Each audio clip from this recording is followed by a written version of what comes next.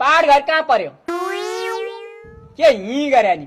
पहाड घर कहाँ भने आफ्नो जन्म ठाउँ भन्नेलाई पनि लाज हुन्छ पहाड घर कहाँ भने के ल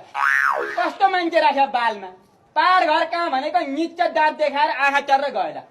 यस्तो मान्छेलाई बालमा राखेर हुन्छ भोलि यसलाई देशको नाउँ राख्न कुनै अर्को देशमा भाग लिनु पठायो भने तपाईँ कुन देशबाट भनेर सोद्धाखेरि धर्म नेपाल भन्नु सक्दैन ल सक्दैन हो यसले यो पृथ्वीको म चिया बनाएर ल्याउँछु है होइन यसो गरौँ न भान्सामै जाउँ उतै मैले कसरी चिया बनाउँछु त्यो पनि हेरौँ मिठो स्वाद मानेर तैँले के भन्नु खोजेको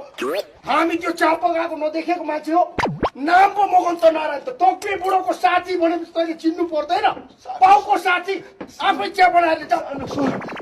कस्तो खालको मान्छे हुन्छ छोरा त भन्नु मात्रै पो अनि के लाखे बुहारी चाहिँ छैन कोटै